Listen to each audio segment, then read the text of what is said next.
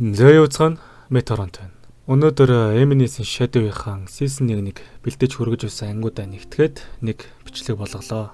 Тэгээд анхаарал авах нэг зүйл байгаа нь эхэндээ анимыг тайлбарлаж байхад нэг ёсны сандрал эсвэл бие барьсан байдалтай хийж байгаад дараагаас нь илүү дээр буюу сурцтай болж ирсэн болохоор тэр тал дээр шүмжлэхгүй байхыг хүсье. Бичлэгэн дотор Мерсер алдаанууд бас байгаа тул дараачаас чанар илүү сайжруулах болно. Зя тэгээд та бүхэн тухлан сууж таалан суух нь. Манай нэм нэгэн охин өглөөс ирж байгаагаар эхэлнэ. Өглөөс ирчээд хуцаа өмсөд сургууль руу явж байгаа нь мэдээж ойлгомжтой. Машиндаа суун сургуулийн зүг явсан ч түүний араас нэгэн үл мэдтгэдэг машин харж байгааг хинч мэдэхгүй байлаа. Сургууль дээр очиод Хүмүүр өөрт нь мэндэлж байгаагаас үзвэл манай охин маань нэлээд алдартай бололтой. Ийм хүч явсаар урд нь нэгэн хүү гарч ирэв. Манай охин маань энэ хүү рүү нэгэн санаа алдсан байдалтай харчаад түүнтэй мэдхээр очив. Хэдий мэд мэдсэн ч түүний нэрийг буруу дудан манай охины дургуг хэрэгэд авдаг. Тэгснээ би NPC-ийн нэрийг сандаггүй гэх ба өөрийгөө чухал дүрүүдийн нэрийг сандаг хэмээн хэлв. Түүний нэрийг санахгүй байсныг анхаарал үйдэ гэх ба яг үнэндээ манай охин маань түүний хажууд бүхэлдэн 3 сар хажууд нь суусан байдаг. Манай охин маань түүнд дургу ба учир нь тэр түн рүү харж байгаа мэт боловч харц нь өөрөөс нь хол байдгийг анзаарчээ. Манай охин маань яг үнэндээ жүжигчин бөгөөд түүгээрээ сургууль дээр нэлээд алдартай болсон байдаг. Манай охиныг дунд сургуульд байхад нэгэн дүүлэн гарсан бөгөөд түүнээсээ болж травма аван тэр цагаас хойш ямагт маск нард нуугддаг болжээ. Сургуулийн ажилгээд сургуульд үлдсэн бөгөөд энэ хооронд манай нөгөө хүн маань төгөлдрөгөөр даран сууж байдаг.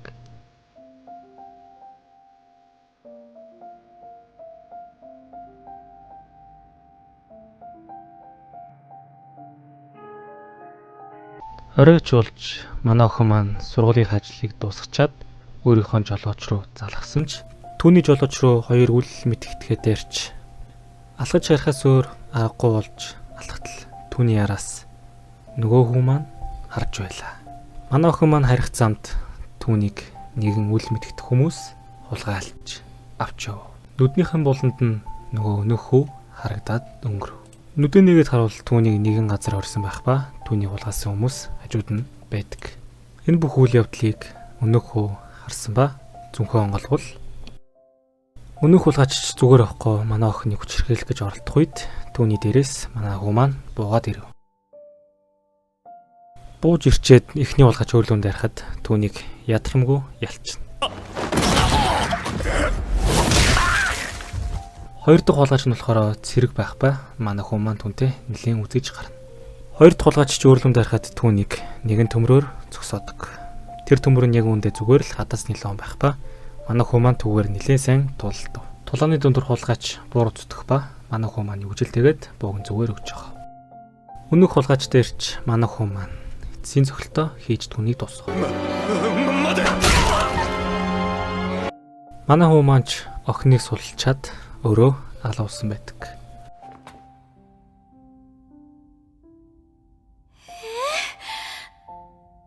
Эцэст нь манай охин аврагдаж аавынхаа ингэрт тэрвэрлж байгаа нь харагдана.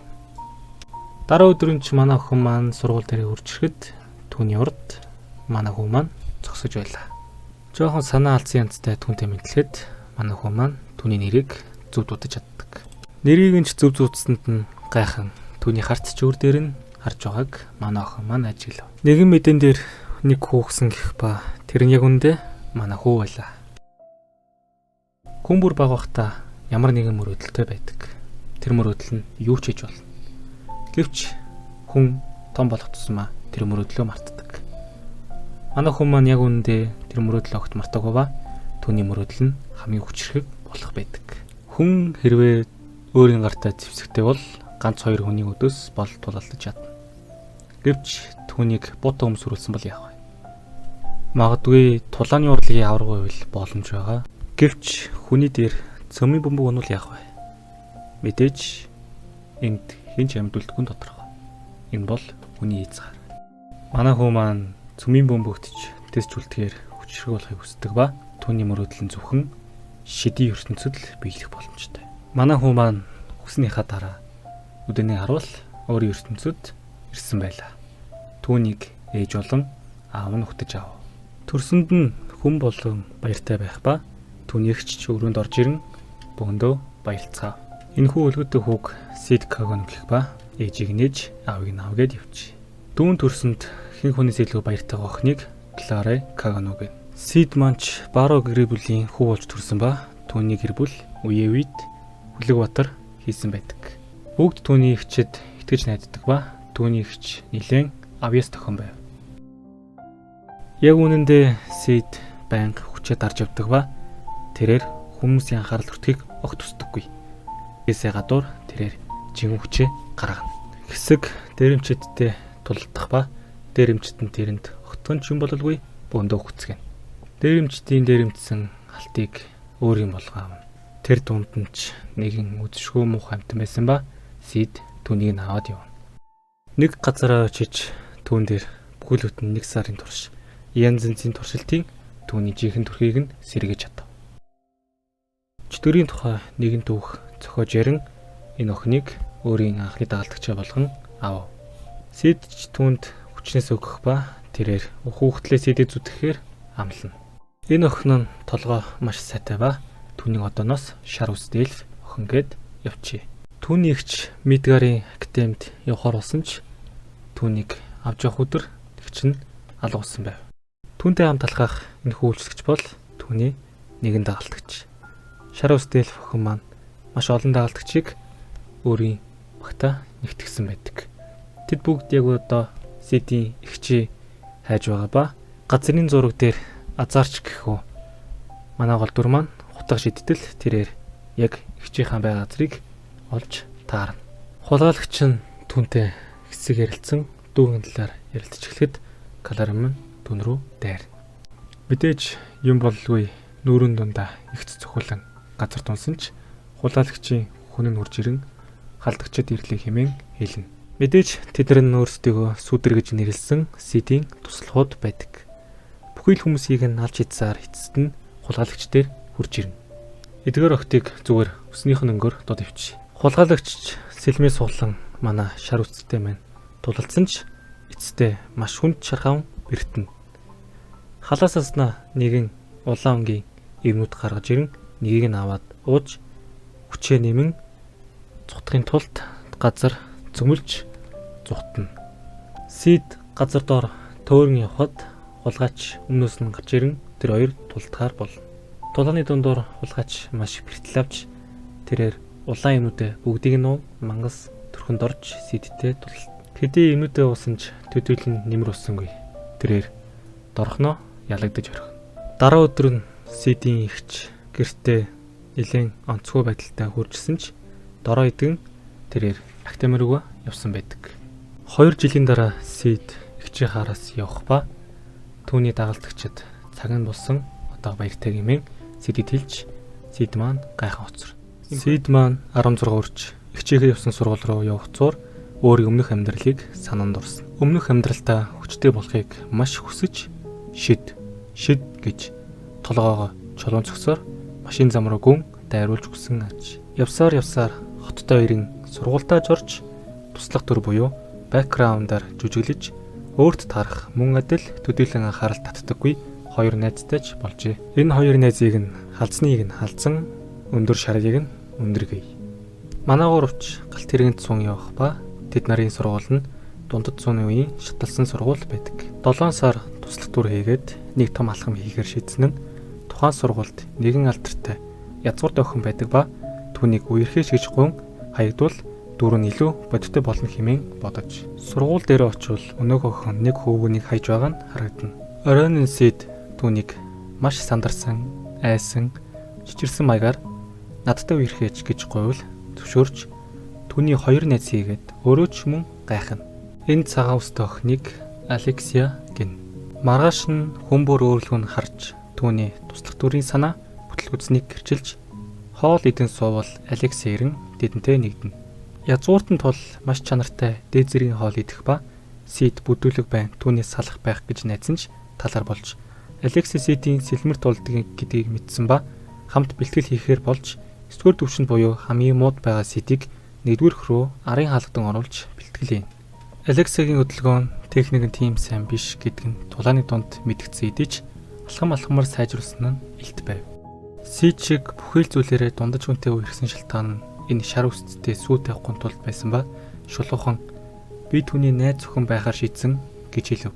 Оройн нь Сид түүнийг шар үстээс хол байлгахын тулд өөр шиг нь дундаж сул дор харагдсан үнийг сонгосныг мэдэж Алекси түүнийг амархан өдөртөн тулд ийм зүйл хийснийг нь гадарлаж салахыг хүсвч Сидэд үнэгүй алтан цос өгж нохоо шиг болгож тэр хоёр харилцаагаа үргэлжлүүлэхээр болж хэрв шар ус түүнийг сонирхохоо болвол тэр хоёрын жүжиг дуусгаач.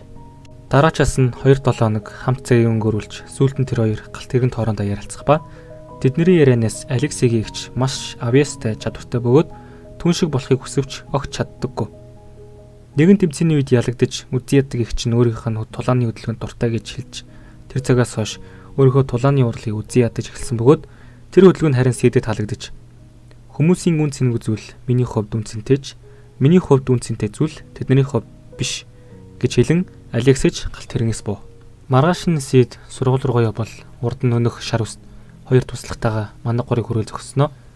Алекси өчтөр өөрийн дотор байранд ирсэнгүй. Хамгийн сүүд уудсан нь чи байна. Асуух хэдэн зүйлс байна. Хамтарч ажиллах хүсье гэв. Ард нь ч маш олон хүмүүс дайрахад бэлэн байсан ба Сид ч өөрийгөө том асуудалд орсноо мэдв. Алексис сэрвэл нэгэн газар хоригдож байх ба түүнийг шидийн хүч хордог гинжээр гавлж хажуу өрөөнд нь нэг гач төрхтэй хүн ч байв. Удалгууны халаат өмсөн хүн хурж ирээд ашгүй яц ууртны цустай боллоо гэж баярлж байв.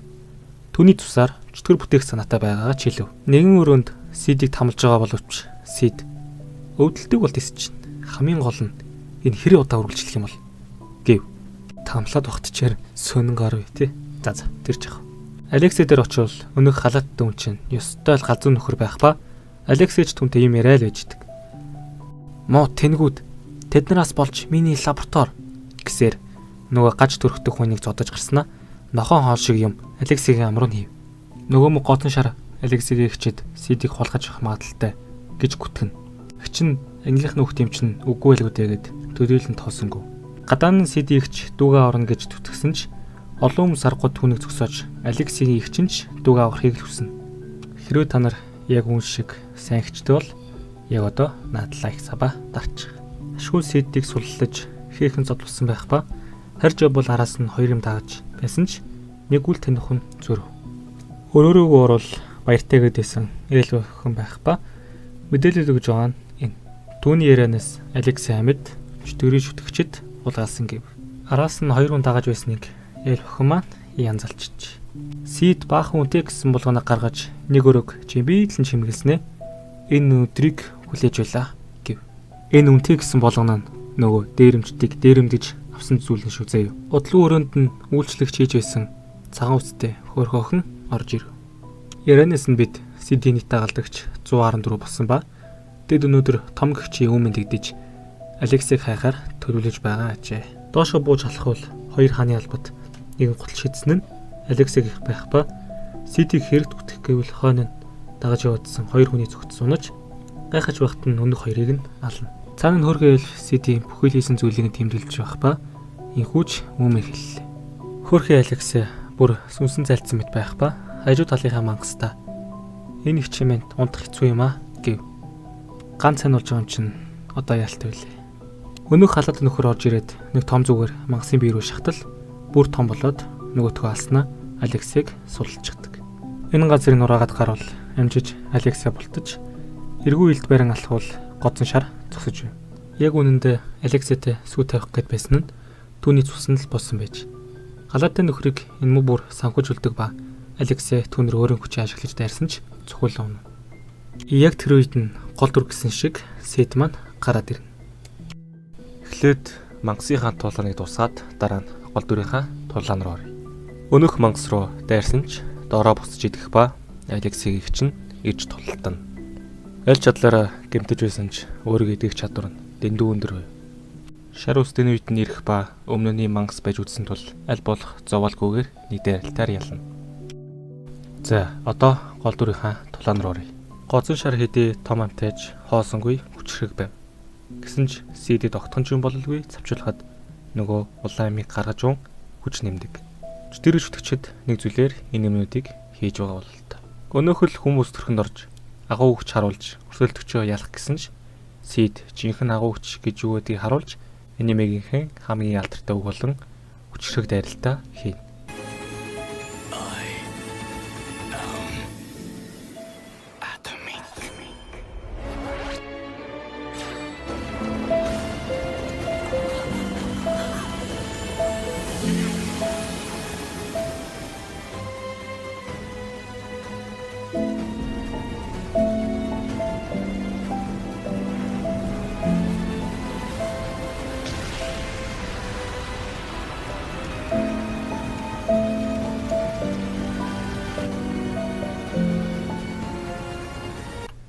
Энэ хэсэг нь гэхдээ үнэхээр галаа гоцтэй. За буцаад энэ төвчлөл рүү оръё. Энэ үед нь Алексигийн ихч гүйж байгаа нь харагдана. Алексиг үндэ ихчийг үзий яддаггүй ба хүмүүс өөрийнх нь ердийн мэд тулааны хөдөлгөөнийг нь ихчийнх нь гайхалтай хөдөлгөөнтэй зүүрэлтийг үзий яддаг. CD ажиллах техник өөрийнхтэй нь яг адилхан байж урам зориг аван дахин техниктэй дуртай болж ихчтэйгэж эвтэй болов. Маргааш нь Алекси их л улаасан байдалтай CD-тэй энэ харилцаа дахин үргэлжлүүлэхийг хүссэн ч Далдсан ариу авч ингэн гэдгийг мэдсэн мэт нэмсгэлэн хан цус болов. Үүний дараа ямар ч сурагч бэртэх, аль эсвэл алгуулах, халтлаганд өртсөн гэх зүйлгүй сургуулийн 7 нууцын нэг болсон юм. CD-ийн туслахыг нь ер нь бөөндөн зүгээр Shadow-ийнх гээд явчих заяа. Shadow-ийнх нэг газар өөр хоорондоо мэдээлэл солилцсон. Алексигийн ихчинч хоёр туслахтайгаа нэгэн ажлын тухай ярилцах ба түүний ширээн дээр байх энэ нууц зүйл юу юм бол? Нэг ягаа ус тохин одоо бүр бүх хэлтүүрүүдийг нь зүгээр өснийх нэнгээр дууддаг тий. Нэг ягаа ус тохин баахан ном барьж халахт нь урд нь цуснд будагдсан хүн мөргөж гараа сунгал улааж харагдана. За би уг нь сэтгэлийн хөрөл төдийлө оруулмааргүй байсан ч ингэж их цус болцсон хүн мөргснөө гараа өгөхт нь улааж мулаагаад. Тэгэл эмэгтэй л хүн юм да. Хэсэг хүмүүс Shadow гэх нэрээр хүмүүсийг шөнөөр алж эхлэв. Манай гурав хоол идэж байгаад сүүл үед алдарт болоод байгаа шоколад авахар бол.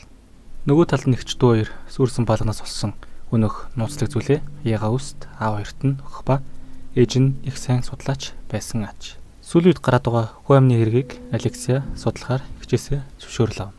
Сид халзан өндөр гурав их дэлгүүрийн гадаа очлож байвал нэг охин Сидийг судлааны нэрээр авч яван хаалга онгоолгол түүний их толоо сүдэр дундаа хамгийн ухаантайч биеийн ямар ч эвсэлгүй гамма өгтөж авна.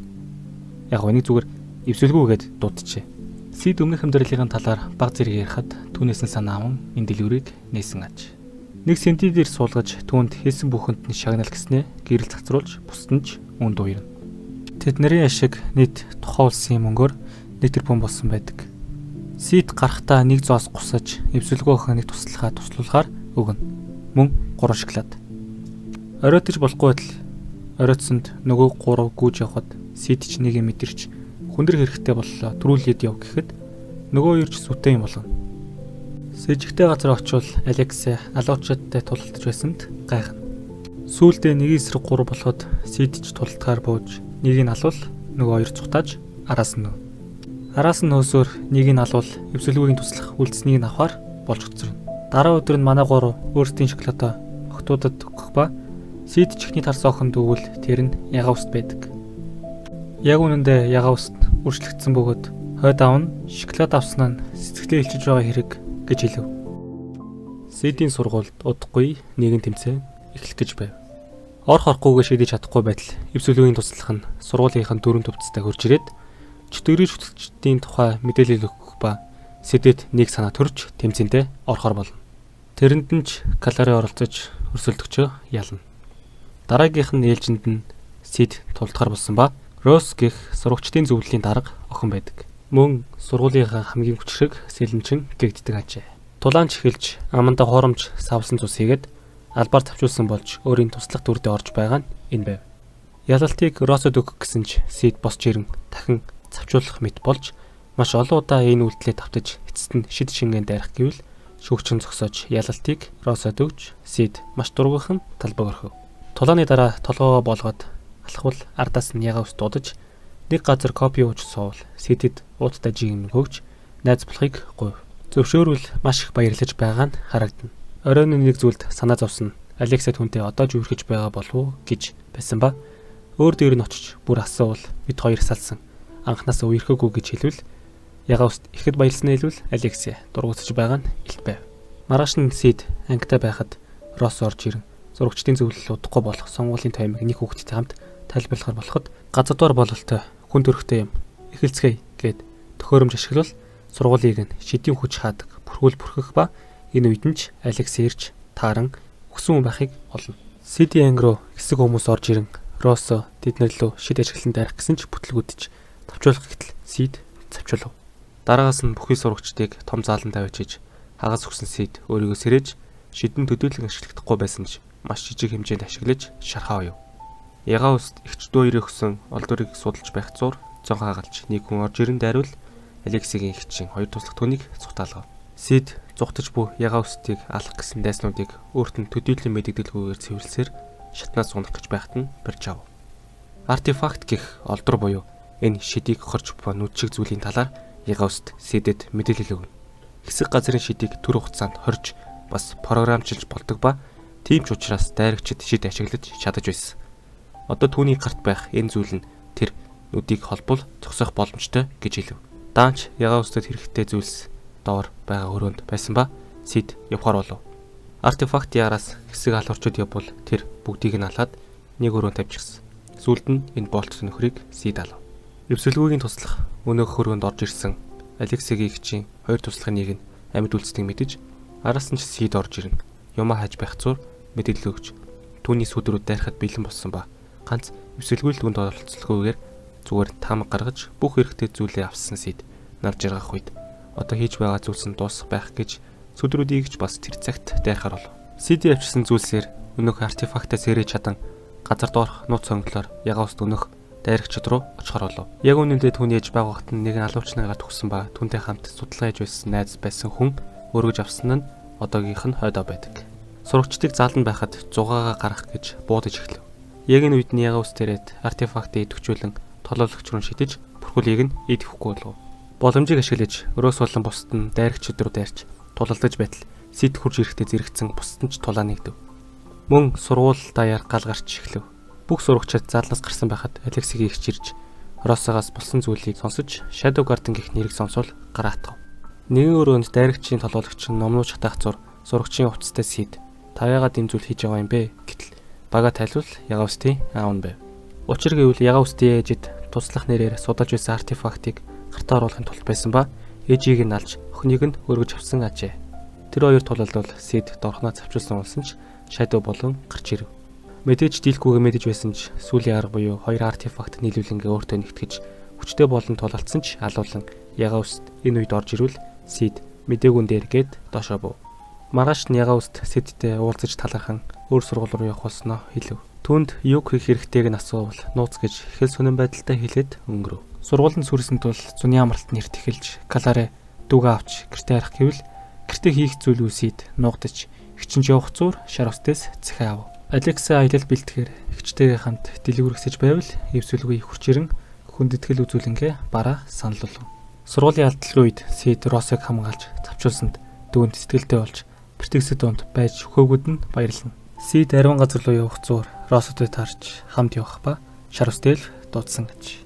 Хэд хоног явж эцэст нь газар дээр Сид нэгэн гоёлд анхаарал нь татагдж домогт Оливер Баатар эрт үед чөтгөрийн гарыг тасдаж ариун газрын ойр авд юм уу ойролцоод энэ үйл явдал болсон гэж Россо хэлв. Цааш алхвал нэгэн зохиолч уншигчид та гарыг үсэг зорж өгж байвал тэр нь цаавс дээлх байх ба Сиди ярьж өгсөн түүхийг нь биччихсэн байв.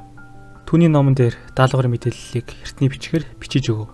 Шар ус дээлх нэг газар очивол хамтлам Дрейк хүн алуусан байх ба хэн түүнийг алав. Бид үннийг мэдмээр байна. Баатар Оливер юу хийснийг түүхийн хар талыг мэдмээр байна гэд яваад өг. Өндөр газар Сид амттайд нь зогсвол нэг нөмрөгтэй хүн гүйж байвал очиж дайртал дээрээс нь дайралт ирж түүнийг алвал тэр нь Shadow-ийн нэг байх ба даалгаврын мэдээлэл өгөв. Ойноос үнэн шашны цаазлагчид алуулж гар үлийг нь барьж чадсан ч цаазлагч нь өөрөө нугдаж бэ төлөвлөгөөр явахаар болсноо хэлж Сид ч өөрөө төлөвлөгөөр явна гэд гудамж руу гарan алхав. Дараа өдөр нь халуун оршинд орж суувал Алексей мөн байх ба тэр хоёрын ярианаас дайрхийн сорилт утгагүй эхлэх гэж байгааг бид мэдж авна. Тэр нь жил бүр зохион байгуулагддаг ба тусгай хаалга нэгдэх мөчөд зохион байгуулдаг тусгай ивент ажээ. Эртний тулаанчид тэр үед нь гарч ирэн тулалдах хэдий ч зөвхөн үнцэдэг хүмүүст л хаалга нэгддэг бөгөөд олон арга үнэс нэгдэн л нэгддэг байна. Ивент эхлэх үед үзэгчдийн судалт Алексия, Росс, Цагаан үст болон Сиднер байдаг. Удалчгүй эхлэхээр болж нэг хаалцсан юм дээр гიშгснээр тэмдэг гарч ирэн тулааны талбарыг тойруулж бүрхүүлж тогтон тулаанчид араасаа гарч ирцгэн хаалга нээж чадах үгүйг шалгасаар орой болж сүүлд нь Сидийг сургуультай дуудаж түүнд 3 сонголт тулж ирэв.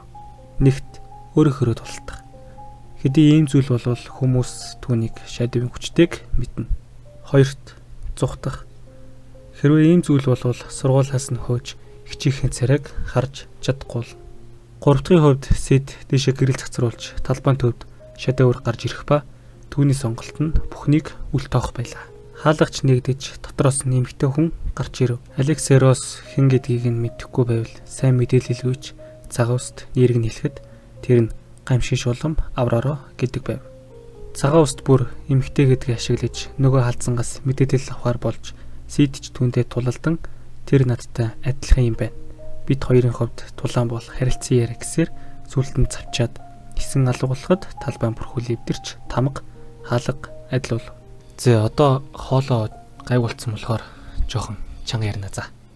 Хоол газар Сид очин зогсвол хажууд нь хаалга нэгтгэх ба хаач очсон дагах шинжтэй байсан тул дотор нь оров. Нөгөө талд тулааны талбар дах хаалгыг харсан халдсан цаанаал Сидчтэй байх ба шадивынхаа энэ үеэр ирэв.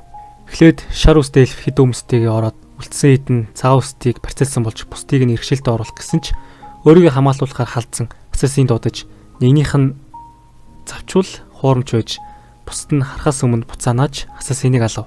Халдсан барьж аваад хаалга руу ч орж хаагдах гээд байсан учраас нөгөө хоёр ч юм уу орон хаалганд орвол нэг байгууламжт байх ба урд нь Оливерийн хөшөө байв. Шар үст бүр түүнтэй усны тусал мэт адил байх ба түүнийг харсан халдсан чи эльфийг эзэмшиж тохиромжгүй байж яаж амьд байгаа юм гэж сэжигтэй юм хэлгэн тэр. Шар үст бид эндээс жинхэнэ үннийг олох болно гэд шид ашиглаж зам гаргав. Энэ газар нь үндсэндээ оршуулга гэж хэлж болох эртний дурсамжийн газар бөгөөд нөгөө талд Сид өнгө шулан дээр ирсэн байх ба түүнд өөрийн ямар ч дурсамжгүйж суллагдах буюу чөлөөлөгдөхөл мэдэж байв.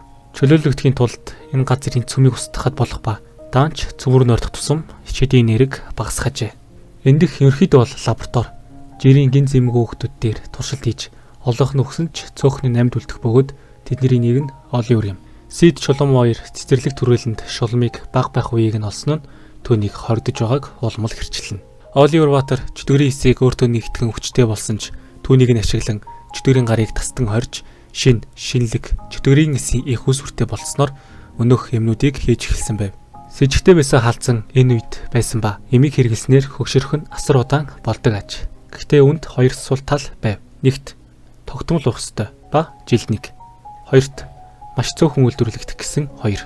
Энэ тухай халзангаас асуувал жилд 12 үйлдвэрлэгддэг бөгөөд энэ тоон дээд 12 баатартай тоогоороо давтаж байна гэж шар үст хэлв. Генет хүч ашигласанд түүнийг эл дээр зоож усруу шидэв.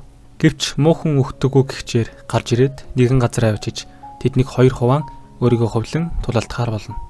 Сид авророо ир явсаар дайны талбарт ирэх ба мөн л түүний бага насны үеийг нь олж Сидээс элдийг нөхөхийг гуйж авсны дараа уйлан суух өрлөг алхвал ард нь цогцны уруу хөдлөв.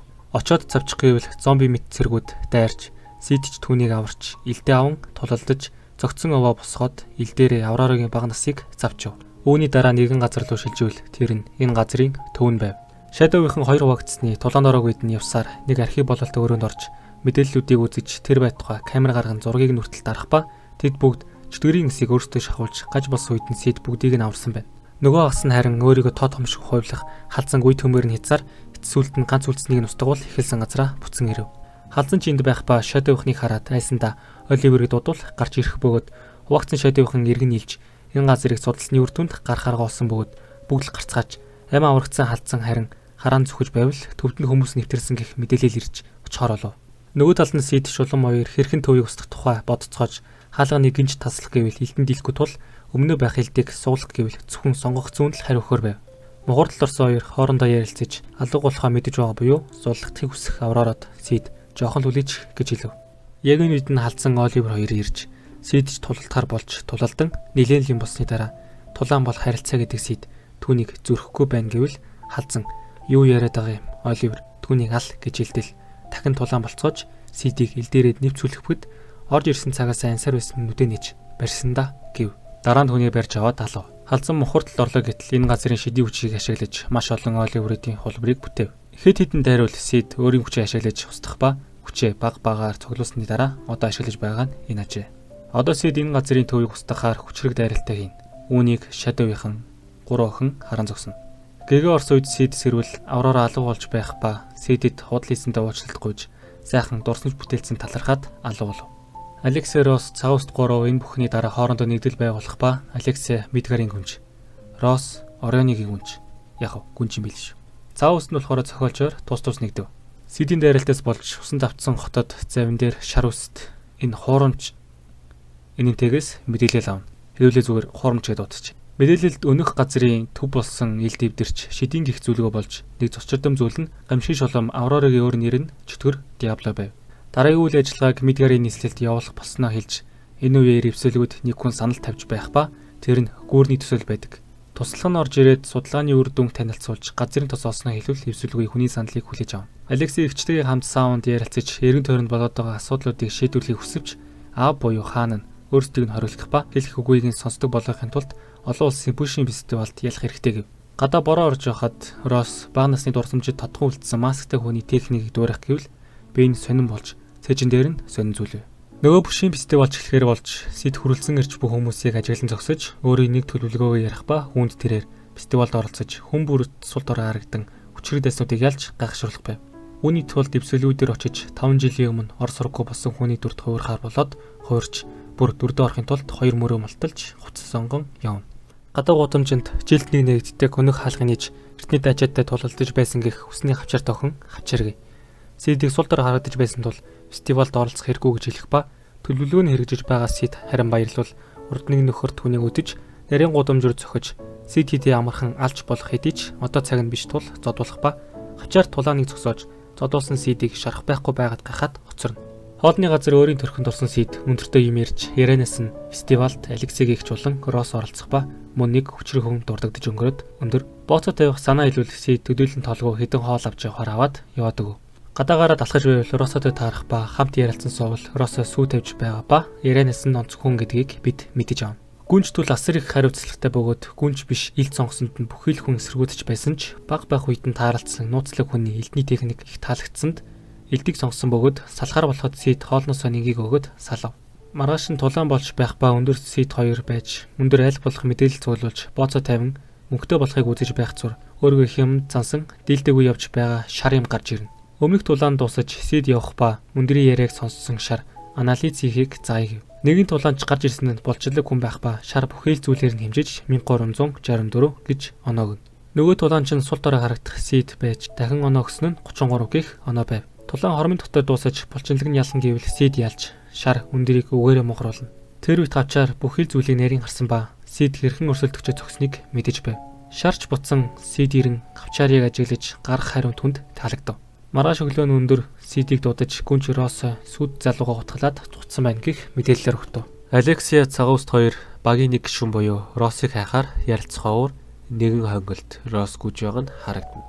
Зэнгэлдэх дотор Сид өндөр 2 байх ба Сид өөрийн санаагаа өөртөө ярьж байх зур өндөр их л бооцоогоо алдсан байдалтай байж Сид нэг л мэдхэд явсан байх ба шатаар бууж халах бол урд нь царайгаа алхалсан хүн явж байвал эльф үнэртэж байна гэв. Сид гайхаж охин чи над шиг эльф охин хараагүй биз гэж асуув. Царай нь сайн харагдахгүй байсан тул малгайгаа доош тулбал гадаа төрх нь яг л шар үсч шиг байв. Сиж тийм эльф охин мэдэхгүй гэвэл охин дайрч өөрийг нь гэмтээхгүй гэхэд итгэлтэй байсан тул цул дороо мэд жүжиглэж охинч луучлалт гуйж явна. Энэ охиныг хөөхнэгээд дуудчихэ. Хавчаар Сидийг зоддог нөгөө зодуур шүү зөө. Хоёр хоорондоо юм ярьж байв. Ярианаас зодуур хуурсан Сидийг талаар хавчаараас асууж түүний тухай сайн мэдгүй гэдгийг хавчаар чилж дараагийн тулаанч эхлэхээр болов. Тулаанд өнгөрөө шар хуурсан Сид 2 байв. Зодуур шарын тухай асуувал хавчаар тэр ямагт өөрийн дийлэх өрсөлдөгчтэйгээ тулалдаж дийлшгүй гэх нэр аван түүний бүх хүч гарах хэмжээний тулаан болж байгаагүй тул хинч түүний бүрэн хүчийг нь мэдэхгүй гэвэл тулаанч хэлж шар төрүүлж дайрч цавчих гэвэл Сид бултан шар ухран хамаг чадлаараа дайрвал Сид найтайлгаж өрсөлдөгчөө ялав. Энэ тухай зодуур хавчаар хоорондоо ярил Сидийг цавчлаас бултахтаа хүзүүг ховголж сүүлийн дайралт нь найтайлгалт байсан гэвэл зодуур үнэмшилгүй яваад өгөв. Алексигийн ч хамгаалтын тухай хоёр хүнтэй уулзсан нь Росогийн сүйт залуу болон Росогийн эцэг буюу Орионы улсын хаан байв. Яренес хаан бараг амьд өгсөн үгийг мэддэхгүй байсан ба Росогийн сүйт залууг энэ хүн хараас хогийн санаатай нь илт байв. Хэдүүлээ нохоо гэд дууджээ. Дараагийн тулаанд Сид зодуурыг зодсон ба хонголт хавчаартай тарж хавчаар би чиний бүх хөдөлгөөнийг чинь харсан дахин ийм аргаар ялахгүй гэж анхааруулга өгөв. Тэгээд харин чамд анхааралгүй гээд хоёр гарт байсан өндөрлөгчөө тайлбал хавчаар маш их гайхаж Сид тоглоомын цаг дууслаа хэмээн хэлв. Рос газар доорх хонголд хүмүүстэй тулалдаж амин цэгийг нь оноохгүйгээр бэртээгээд цухтан явсаар. Сид өрөөндөө байвал өндөр дуудаж Росод шагнал амлсан тухайд дуулгаж түүнийг хай гэхэн тэр. Бооцоонд хамаг мөнгө алдсан тул хурдан мөнгө олохыг хичээж байгаа нь энэ байв. Сид төдийлөн тоохгүй байсан ч ихчин нэрж байгааг харан өндрөх аваад явв. Жохон явсаар зам салах ба Сид өөрийнх нь тоглодог төгөлдөр хорын аяыг сонсож гайхаж очивол тэр нь хуурамч тоглож байв. Тоглолтын дараа цай ууж суун Сид Росогийн тухай асуувал газар доорх хонголд байгааг нь мэдэж гаран алхахдаа төгөлдөр хор руу харан энэ эмсэглэнэ. Доошо буух шатаар Алексей цагаан үст хоёр Росог хайхаар доошо бууна. Росо ийм байдалд хүрсэн шалтгаан нь эцэг дээрээ очиход зомби мэт болсонд нь гайхаж иргэн тойрны бүхэл хүмүүс бүгд л урагч байсанд тэсэлгүй нохоог цавчин цухтаасан ажээ. Чадан яда явсаар Сиди өгсөн хоолны цаасыг хэрхэмлэж биеийн улмал муудсаар байвал нэгэн ая сонсогдож төв рүү очив. Очвол Shadow болсон Сид маш гайхамшигтайгаар төгөлдрөөрөө тоглох ба Росог тэмцлээ өрүүлжлүүл битгий бууж өг хэмээн хүчнээсээ өгч би дээрэн гарч ирж байсан зүйлч арилан Сид алга болов. Яг энэ үед хэдэн асасын Росо руу дайрвал бүгдийг нь хормын төдийд алав. Гэнти их шидийн хүч мэдэрсэн Алексей цагаус очвол Рос байх ба Алексей юу болсон тухай хэл гэвэл Рос таталзаж Алексей бүр хүчээр хэлүүлэхээр тулалдвал ялагдаж Рос Алексейг цагаус дээр авчиж өгөх ба цагаust амжилт хүсээд өнгөрөв. Төгөлдөр хор алга болсонд хүмүүс гайхаж байв. Орой Сид буцсан явбал игч нь түүнийг угтаж ав. Эсэн солигдоход Сиди өрөөнд Калари хоолойг нь боож байгаад нэг зүйлийг тулгаж шаардсан нь фестивалийн VIP өрөөний тасалбар байх ба Росог орлож сургуулиас орсон байж. Маргааш нь цагаан үст Алексейд юм үлдээгээд явсан байв. VIP өрөөнд Сид орж ирвэл Алексейг игч нь байх ба Калариг мэддэг болж таарав. Хэсэг яриа өнгөрсний дараа ярианы сэдв хэн нэгэн нүдэнд нь өртсөн тухай сэдв рүү орвол Алексейг игч хавчаарыг нэрлэх ба Сид мөн өөрийн хувирсан төрхийн тухай асуувал сайн мэдэхгүй болж таарна. Дараагаас нь бас нэг хүний тухай ярьсан нь Дайны бурхан тэнгэр гэгдэх эльф сэлэмчний тухай байв. Хөөхнөөг тийм алдартай хүчрэг гэдгийг Сид мэдээгүй билээ. Нэгэн шалтак тооцож өрөөнөөс гарan алхавал хөөхнөө араас нь дуудах ба дахин өөр шиг нэлф харсан тухай асууж бид түүнийг фестивалд оролцохгүй зөвхөн өөртөөгөө адил эльфийг л хайх гэж ирсэн тухай мэдэх болно. Салхалтаа тэр хоёр хоолноосоо солилцоод явцгаав. VIP өрөөнд Сидийн сандал дээр нохоо сууж Алексигийн игчтэй хэсэг яриа өрнүүлэн маргаашийн тэмцээнийг хоёр хаан үзэхэр болсон мөн одоо тулалдах хавчаар дүрд хуурсан Сидийн талаар ярилцаж Сидийг цаанаа л өөр байна гэлцэн. Тулаан чихэлж хавчаар маш хурдтайгаар дайрч байсан ч Сид булдаад төөнийг цавчаад дуусав. Яг аниме дээр уг нь нэлээд тийм болдیں۔ Гэтэ аним товчилж ярьж байгаа юм чинь те зүгээр товчлол ярьчих штэ. За. VIP өрөөнөөс тулааныг харсан нохоо өрөөнөөс гарan алхахдаа туслахтаа хуурсан Сидийн өнгөрснийг судал хэмээн даатгана. Сид алхаж бол араас нь хавчаар сайн тулаан боллоо хийг сурсан гэд талархад явна. Тулааны талбарт Алексейгийн игч өрсөлдөгчөө ялсныг хөөхний харан зогсож байсныг хараад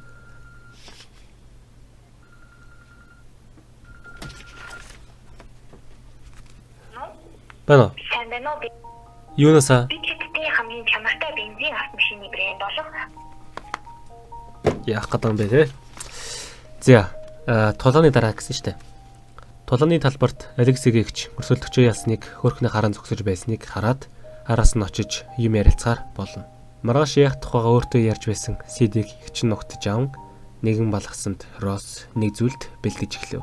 Маргааш нь VIP өрөөнд Сид Алексейгийн игч ёо дандаа Алексейгийн игччихэд залах чинь. Нэр нь Айрис шүү заяа. За одооноос Айрис. Сид Айрис 2 байвал хөөхний ирэх ба Айрисыг өрсөн ажээ. Суудал дээрээ сууцгааж хөөрхнөөч над шиг эльф харсан уу хэмээн хүмүүсээс асуув. Муу нохой хаандаа нэг зүйлийг амруу хийх ба үүнээс л болж хаан зомби шиг байгаа ажээ. Хааныгаа аваад VIP өрөөнд Айрис Алексигийн эцэг хаантай уулзснаа өрөөнд орохдоо муу нохойчээр хааныхаа урд онж итэр. Муу нохой санаанд нэг зүйл санаа зовоож байгаа нь хуурсан Сид яг хэн гэдэгт нь байлаа. Хаадуу судалтаа сууж Айрис Сидтэй тулалдах цаг ирлээ. Одоо ер нь хамаг гоё тулаанууд гарч байгаа болохоор тулаан бүрийн жоохон детайлтай тэгээд жоохон нөгөө хоолоогоор болоод аль болох гоё тайлбарлаад өгье зөө. За, тулаан яг эхлэхийн өмнө Айрис байрлал авч Клара дүүгээ байхгүй байгааг харуулад шүүгч гараа өргөх мөчөд Айрисийн толгой тасарч газар дуунан Сидийг хараад нүдэ анивал Клара дүүгээ хаж Росс ортон ирнэ. Гэнэт ухаарсан Айрис цочордож шуутгал зайгаа барьж хөзүүгээ шалгавал шарахгүй байлаа. Сид нийгэм хэлсэн нь дайрахгүй мó гэвэл Айрис хүмүүс рүү хараад гитгэлийг нь алдахгүй тулд илдээ суглан дайрах гэвэл зүүн хөл дахин тасрах мэт болж Айрис нэг зүйлийг ойлгосон нь тулааны талбарт тэр жигтэн Сид түнд хүрч чадна гэх.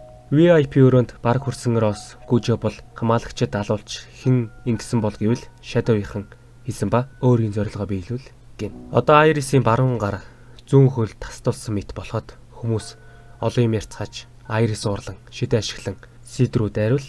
Энэ бүх хугацаанд илдээ ашиглаж ийм хэд өрсөлдөл гаргадаг байгаа гэж бодсон ч илд байхгүй байгаад нь маш их гайхна. Яг дайрах мөчлөн Сид илдийг нь түлхээд газарт боогод өөрийн илдээр хөдөлгөөнгүй болгоход ялагдсандаа чочорцсон Айрисийн харцнаас харахад нь л ойлгомжтой. Айрисийн аавны эцэг санаа нь алдсан байдалтай өрөөнөөс гарч хөөрхнөө цогон дээр түүнтэй тулалдмаар байна гэх мөчөд Росс орж ирээд эцэгтэй хүндэтгэл үзүүлээд уучлалтгүй өөрийнх нь охины хувьд өөрийн замаалт сонгоно гэвэл хаан би чиний бүх хийл нүглийг чинь өршөөн гэв.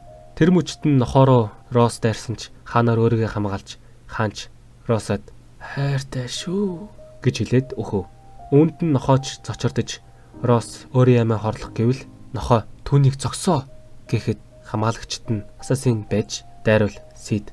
Энэ тэгэд чиний сонголт юм уу гэд цонхааглан орж ирэн асаасынуудыг алвал түүний стайл баг үеийнх нь харж байсан хүнийхтэй адил байсныг анзаарч Сид Shadow болоод би бол Shadow гэхэд Росс нэмэн загварлаг бандитийн ангууч гэвэл бүхий л хүмүүс гайхав. Өнгөрсөн үе рүү очивол Росс хулгайлагдаж тэр үед нь ч Сид бандитуудыг алаад Россог суллаж өөрийгөө би бол загварлаг бандит ангууч гэж хэлсэн байж. Одоо үед Росс Shadow-д энэ бүх хугацаанд чи байсан байна. Чи ямагт муу бүхний төлөө тэмцэж байхад би парк өглөө сонгосон гэж халаглах үед Сид чиний тулаан одоо ч дуусаагүй байна. Гэхэн дээр Россож мэдлээ гэд явбал хөөрхнөө Сид рүү дайрч барилганд балгацуулж нохооч цухтаад тэр хоёрын тулаан инхүү хэллээ. Эхлээд гол тулаан руу орохоос өмнө ингээд бас нэг ганц хоёр явдал гардыг тэрийгээс эхлээд тайлбарлачаад дараа нэг гоё тулаан руу оръё зөө. За. Сид Айрисыг ялчаад VIP руу очиж Shadow болон хувирч байгааг харсан Айрис өөрийн улсад тохиолдод байгаа явдлуудад буруутхан уурлаад чи байсан байна гэд нэг уурт хэлтийн зүй. Гэтэ би эмэгтүүний хоолой гарахгүй болох зүгээр ингэ хэлчихье. Тэгснээ Айрисийн эцгийн албатууд нь болохоор хаандаа нохоог улс руугаа цутаасан Россогийн эцгийн биеийг хамгаалтанд авсан тухай илтгэхэд Клара дүүгээ хайж байгааг харуулад яг одоогоор мухардалд орсон байгаа Россо дээр шар ус дээрээд чамд хоёр сонголт байна. Нэгт өөрийн тулаанаа ганцаараа үргэлжлүүлэх, хоёрт Shadow-д зүтгэх. Одоо сонго гэд хэлдэг. Тэгээ Россо харин та нарт Орионо улсыг аврах хүсэл байгаа юу гэхт нь яг одоогийн чамд бид туслахгүй. Улсаа авармаар байгаа бол өөрийн үн цэнэ батал. Тэгээд Россо зүрүүлээд Орионо улс аврагдаж чадах уу? Тэгээ нөө шар үст чамаас л шалтгаална гэд Россо нэгтгэхэр болдیں۔ За одоо тэгээд гой тулаан руу оръё зөө. Ширүүн асгарах боронд Сид хөрх ноёр тулалцсаар салж Сид урагшаа нэг алхах үед алга болж өөрхнийг хард гинэг гарч ирэн дээр. Мөн л араас нь дахин дээр. Чи яг миний урд байгаа ирнэ. Асгарах бороо адил тусал бүртэн төвлөрч чадахгүй шиг чамайг хизээ хөдөлгөөн хийхээ чинь хэлж чадахгүй байна. Тэгээ юу гэж бид дөнгөж эхэлж байна.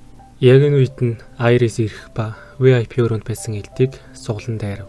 Хэдий их хүчтэй дайрсан хэдий ч Сид ардан гарч ирэхийг мэдрэн дахин элдээ савсан ч зүгээр байх ба хөөхнөж олж ирээд дарин тэдний тулаанч ширүүссээр хүмүүс дүнд тулалцаахад Айрис их хүчтэй дайрч Сидийг нисгэн дахин дайруул хадаасны ломоор түүний дайралтыг зогсов.